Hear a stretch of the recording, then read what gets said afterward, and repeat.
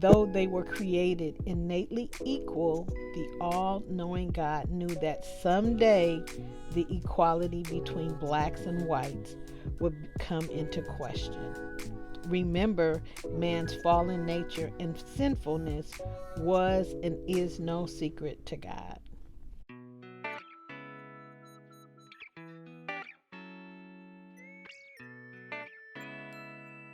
Read with me.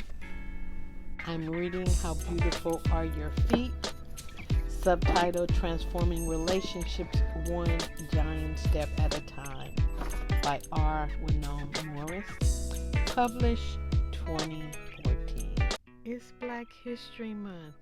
Of course, I'm going to remind you that in the black means profitable, solvent, and has no debt to pay.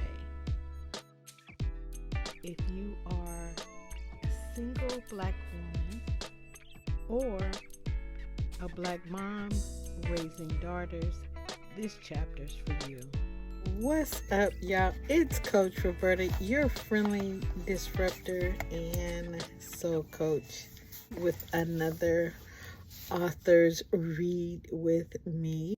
Chapter 33. I am black but comely, O you daughters of Jerusalem, as the tents of Kedar, as the curtains of Solomon. Look not upon me, because I am black, because the sun have looked upon me.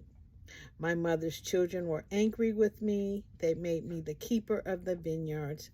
But my own vineyard have I not kept? That's Song of Solomon 1, verse 5 and 6, the New King James Version. In the black, every time I read and think about God went out of his way to reinsure us that we too always have been regal in his mind's eye, my faith for my future and faith for our future as women and as a people group, rest assured. And I especially love twofers. That's how I describe a word or a point that is noted twice within a verse or single context in the Bible. When this occurs, there's usually a special emphasis to be noted. In the case of Song of Solomon, chapter 1, verse 5 and 6, I got re-excited because a loving God meets us where we're at, the good, the bad, and the ugly. Then he shines light. Black and white. The first time the Shulamite's blackness is mentioned, it brings acknowledgement and awareness. Awareness that is to the contrast in complexion with her white beloved. My beloved is white and ruddy, the chiefest among 10,000. That's Song of Solomon 5 and 10. Although they were created innately equal, the all-knowing God knew that someday the equality between blacks and whites would come into question. Remember, man's fallen nature and sinfulness was and is no secret to God. But imagine that God chose his first institution and his highest form of loving thy neighbor as thyself, i.e., marriage, as an example to demonstrate this equality. However, let's face it, we can't discuss black and white without discussing race. And we can't discuss race without putting racism on the chopping block. But have no fear, this is not going to be a one-sided recital of black and white issues only. Black and black behaviors or colorism are also on the table.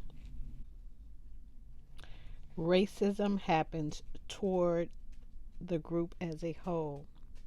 Racism is the belief that race accounts for differences in ability and human character, and or that a particular race is superior to others. Colorism happens within the group by members within the group. In this country in particular, black women and white men are, for the most part, considered extreme opposites to each other. Think about it. In business, politics, and religion, and even more so when thought of in the context of being in intimate relationships. Our history has made it clear just how extreme by the ugly scars of racism experienced during slavery when black women were raped, pillaged, and sold to the highest bidder. Even up until now, many black women are not given their proper respect and honor. Contrary to stereotypes, and particularly in light of Shonda Rhimes' 2013 hit drama series Scandal, it has long been established by God that the Shulamite was the favored wife of a white king.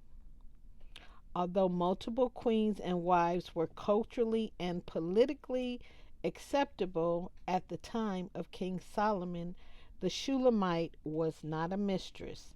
Stereotypes and the terrible notions that arose from the abstract crudeness of slavery may try to suggest otherwise, but the fact remains black women have always been created desirable and marriage worthy, period. The Shulamite and her beloved's differences in ethnos, race, neither demonstrate nor condone such contempt for a black woman by a white man. It was quite the contrary. He was enamored with her, and it was well known throughout the kingdom. The world may not want to embrace this notion, but shame on those in the church who refuse to acknowledge her worth. Then, adding insult to injury is the other form of contempt experienced by many black women: colorism. Black, black. I am black but comely, O you daughters of Jerusalem, as the tents of Kedar, as the curtains of Solomon. Look not upon me, because I am black, because the sun have looked upon me.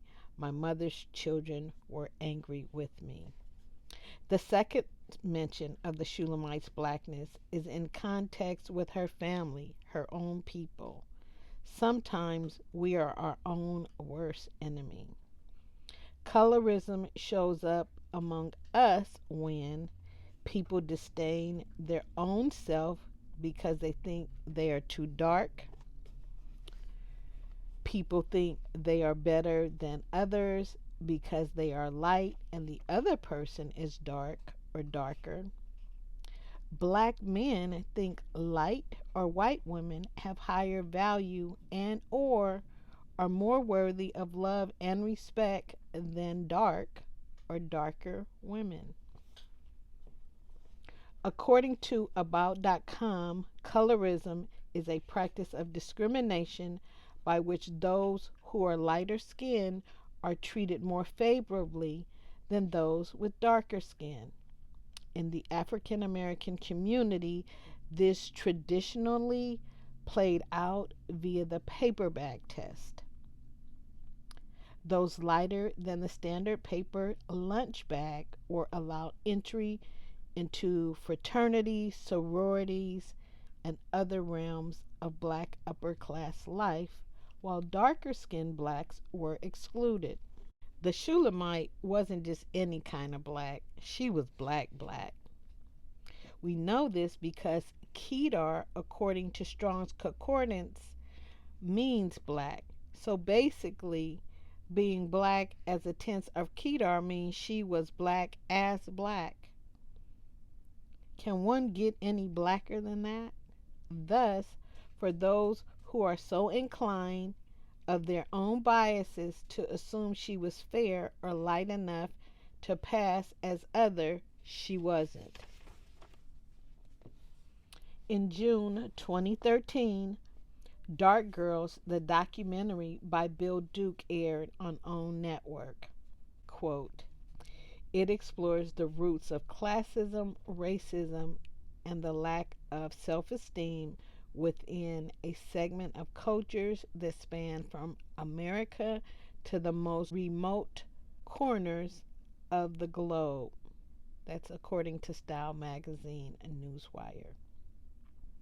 I had anticipated seeing it ever since I heard it was in the making in 2011. The airing aligned almost perfectly with my finalizing the writing of this book. I knew it would be candid, dealing with the much needed but often avoided dialogue regarding colorism. My heart was heavy after watching and listening to the stories of my sisters. It was especially burdened for the beautiful 6-year-old girl who thought she was ugly because she was darker than her mom and siblings. If you have not seen Dark Girls, I encourage you to watch it and have dialogue about it. In the Black, racism and colorism are all forms of classism. Often, the perpetuators of these isms are people who profess to be Christians who obviously think higher of themselves than they ought to think. Reference Romans 12:3. In a nutshell, racism, colorism, and classism all affect esteem in an unhealthy, unproductive way. If our views of ethnos or race are not properly aligned with God's view, they are distorted and require adjustment.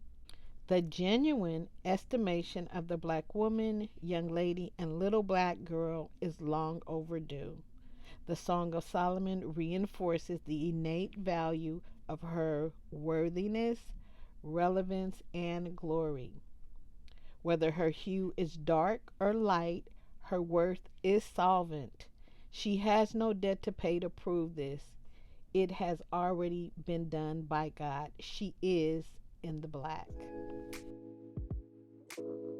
Be sure to like, comment, share, subscribe so that the algorithm would bump it up to those who are actually looking for something like this. Thanks for joining this segment of Read With Me. Until next time, this is Coach Roberta, your friendly disruptor and soul coach. Beloved, I would that you prosper and be in good health, even as your soul prospers.